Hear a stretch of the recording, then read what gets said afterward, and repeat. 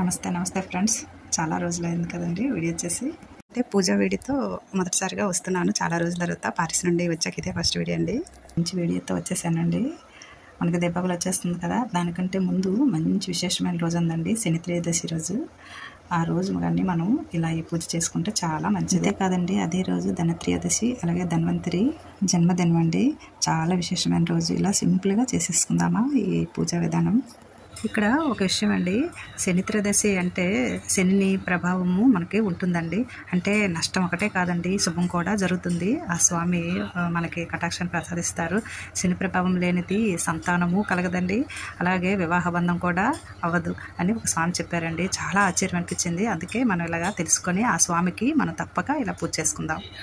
సంపూర్ణమైన శుభాన్ని ఇచ్చే రోజండి ఈ శనివారం రోజు. మనం పూజా విధానం ఎలా చేసుకోవాలండి, ప్రదోష వేళ మన గుమ్మం దగ్గర దీపారాధన చేసుకోవాలండి తప్పనిసరిగా. ఆ తర్వాత మనం దేవాలయానికి వెళ్ళి శివయ్యని కానీ కాలభైరవుని కానీ దర్శించి అభిషేకం చేసుకోవాలి. నల్ల నువ్వులతో చేసుకుంటే చాలా మంచిదండి. అలాగే ఇంకొక పరిహారం కూడా ఉంది. అదేంటంటే జమ్మి చెట్టు దగ్గర మనం ట్రయాంగిల్ ఉంటుంది కదండి, 2 ట్రయాంగిల్ లాగా మనం మార్కు వేసుకొని మధ్యలో నువ్వుల నూనెతో దీపారాధన చేసుకుంటే చాలా మంచిదండి.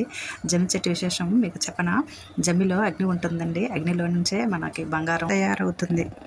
చాలా మంచిదండి. కష్టాలని తొలగిపోయి ఆరోగ్యాన్ని ప్రసాదించే ఎంతో పరిహారం అండి ఇది.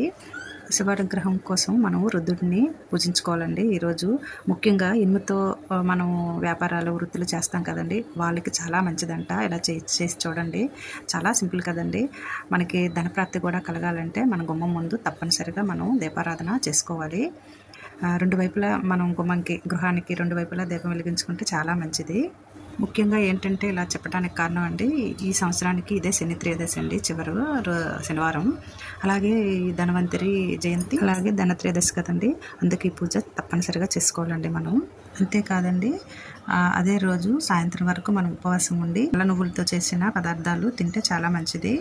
ముందుగా మనం సాయంత్రం సమయం మన గృహానికి దక్షిణ వైపు దీపాన్ని వెలిగించి తప్పనిసరిగా దేవాలయ దర్శనంకి వెళ్ళాలండి. అలాగే నీలిరంగు పువ్వులతో కానీ ఎరుపు రంగు తెల్లని పువ్వులతో అర్చన చేసుకోవాలండి. జమ్మి చెట్టు దగ్గర మాత్రం తప్పనిసరిగా దీపారాధన చేయాలండి. దీపం పెట్టి శివ సహస్రనామాన్ని కూడా పఠిస్తే ఎంతో శివయ్య కరుణ కటాక్షాలు మనకి లభిస్తాయి. ఇంకో ముఖ్య విషయం ఏంటంటే ధన్వంతరి జయంతి కదండి. ధన్వంతరి అంటే ఆయుకారకుడు అండి, ఆరోగ్యానికి మనకి ఆయుర్వేదానికి మూల పురుషుడైన ధన్వంతరి జయంతి కూడా అదే రోజు వలన మనకి ఆరోగ్యం కూడా కుదుటపడుతుంది. ముఖ్యంగా ఆరోగ్యపరంగా, కష్టాల పరంగా, ధనం పరంగా ఎంతో మంచి పూజ అండి.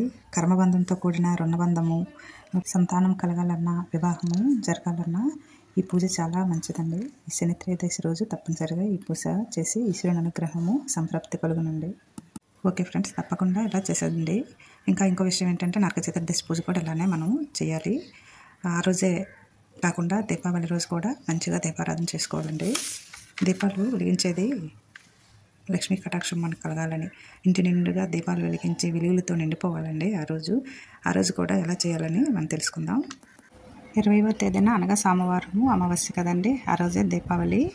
ఆ రోజు మనం తప్పకుండా వేకుజామున లేచి స్నానం ఆచరించాలండి.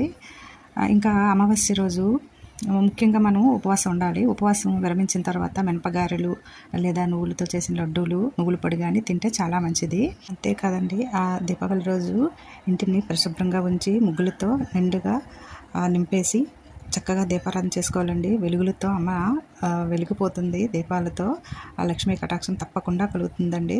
ముఖ్యంగా మనం ఏంటంటే టపాసులు ఇవే ప్రాముఖ్యత ఇస్తామండి. అంతకంటే ముందు 7-9 మధ్య సమయంలో తప్పకుండా దీపాలను వెలిగించి ముందుగా మనం లక్ష్మీ ఆహ్వానాన్ని పలకాలండి. వ్యాపారం చేసుకునేవారు పద్దులు బుక్కుని ఆ రోజు ప్రారంభిస్తారండి, చాలా మంచిది. వెండి బంగారు వస్తువులు పాలలో కడిగి దీపారాధన దగ్గర పెట్టి మనం లక్ష్మీ సహస్రనామాలు, కుబేర అష్టకము సహస్రనామాలు చేసుకుంటే మంచిదండి. తప్పగా వీలుంటే నెత్తితో దీపం కానీ నువ్వుల నూనెతో దీపం కానీ పెట్టుకోవాలండి. నైవేద్యంగా చెప్పాను కదండి, గారెలు, బెల్లం పాయసము పెట్టి 9 అలాగా ఆ సమయంలో తప్పక మనం ఉపవాసాన్ని చెల్లించి తినొచ్చు. నువ్వులతో చేసే పదార్థాలు తింటే చాలా మంచిదండి. ఆ రోజు ధనత్రయోదశి రోజు బంగారం కొని పెట్టుకోవాలంటారు. బంగారమే కొనలక్కర్లేదండి, దానికి బదులుగా జమ్మి చెట్టు ఆకులు, మారేడు ఆకుల్ని తెచ్చి మనం పూజ గదిలో పెట్టి పూజ చేసుకోవచ్చు. దీపావళి రోజు ఇలా మనం వాటిని పూజించుకోవచ్చు. ధనత్రయోదశి రోజు ఇలా పరిహారం చేసుకోవాలి. ఆ రోజు శనివారం కదండి, శని త్రయోదశి పరిహారం చేసుకుంటే శని కష్టాలు, శని బాధలే కాదండి, మనకి ఆరోగ్యాన్ని, ఆయుష్ని, సంపదని, లాభాన్ని కూడా ఇస్తారు స్వామి. చూసారా ఫ్రెండ్స్, ఎంతో సులువైన పద్ధతిలో మళ్ళీ మళ్ళీ రాదండి ఈ సంవత్సరంలో ఇదే శని త్రయోదశి ఆఖరిది, అందుకే ఇలా చేసుకుందాం. ఓకే ఫ్రెండ్స్, వీడియో నచ్చితే లైక్, సబ్స్క్రైబ్. Thank you.